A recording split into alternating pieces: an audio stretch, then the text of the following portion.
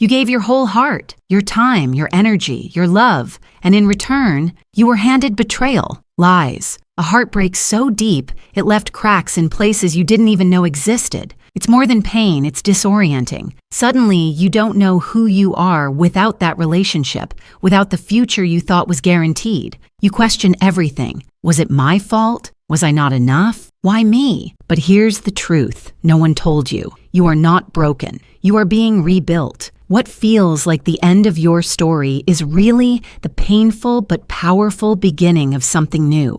I know it's hard to believe that right now. When your heart is raw, when you're exhausted from crying, when getting out of bed feels like climbing a mountain, it's difficult to imagine anything good coming from this. But I promise you, one day, you will look back at this moment and see it for what it really was. The turning point where you stopped surviving and started living for you. You are standing at the edge of your next chapter. Not the end of your life, but the rewriting of it. And you get to decide how that chapter will be written. Step 1. Allow yourself to grieve. Grief is not weakness. It's proof that you love deeply. When a marriage ends or betrayal shatters your trust, your first instinct may be to numb the pain or pretend you're fine. Maybe you tell yourself to stay strong, or you bury yourself in work, or you put on a smile for the world. But real strength doesn't come from pretending everything is okay. Real strength is letting yourself feel it all.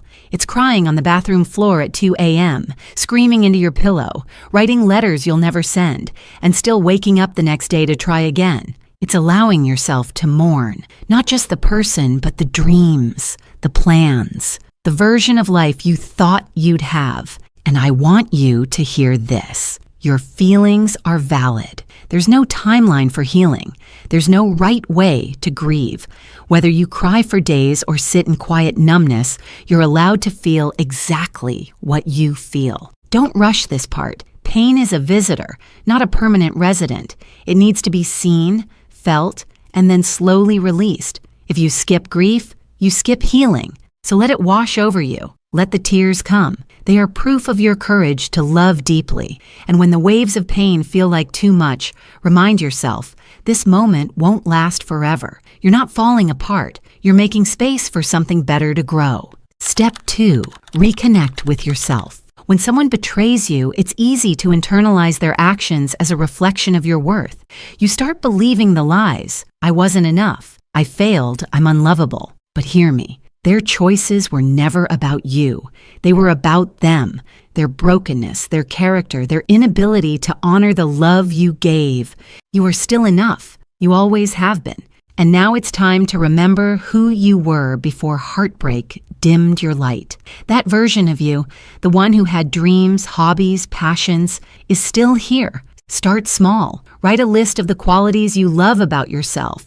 Make your favorite tea and enjoy it in silence. Go for a walk in nature and breathe deeply. Try a hobby you always wanted to explore. Reclaim your mornings with rituals that make you feel alive. It doesn't have to be big or perfect. Healing begins with small, intentional acts. And every time you do something that nurtures you, you are declaring, I am still here. I matter. I am worthy of my own love. Reconnecting with yourself isn't selfish. It's survival. It's how you slowly rebuild the trust you lost, not in them, but in yourself. Step 3, rewrite the story. You are not just the woman who was betrayed. You are not just the one who got divorced.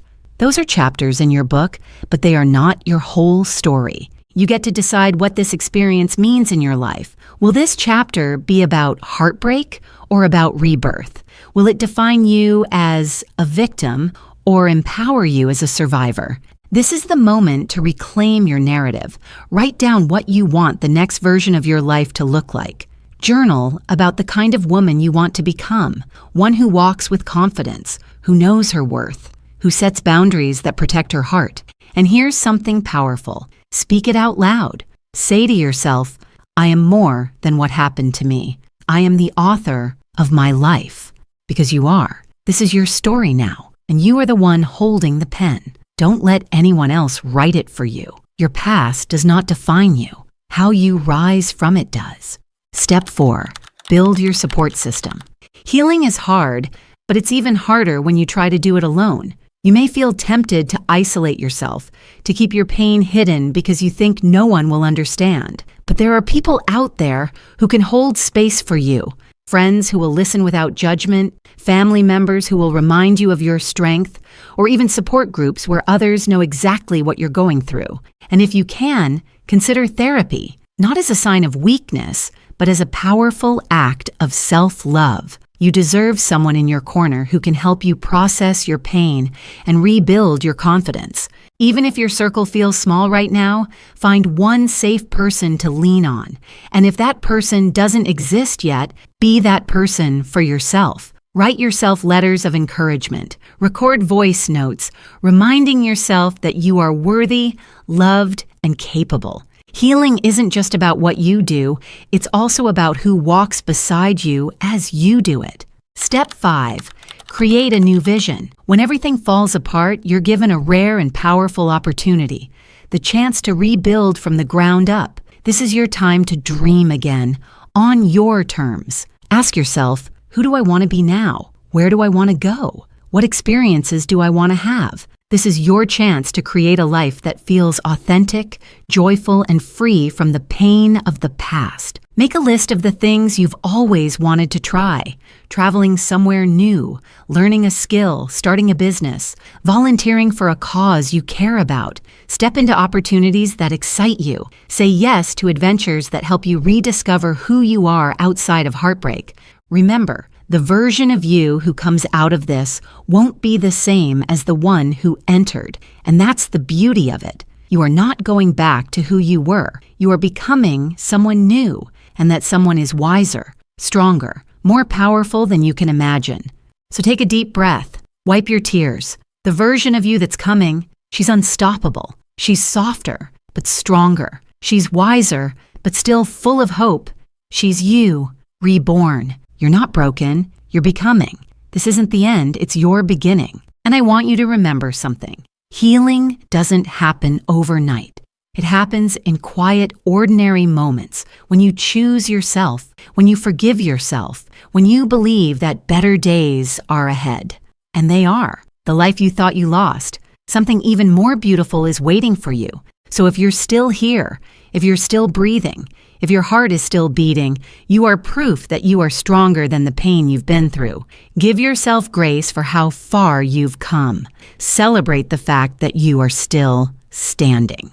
If this message spoke to your heart, take the next step in your healing journey with me. Hit that subscribe button so you don't walk this path alone. Share this video with someone who needs to hear that they too are not broken. And before you go, leave a comment below. What is one small act of self-love you'll give yourself today? Let's build a space where healing women can lift each other up. You deserve peace. You deserve joy. You deserve a love that feels safe, starting with the love you give yourself. Until next time, be gentle with yourself. You're becoming.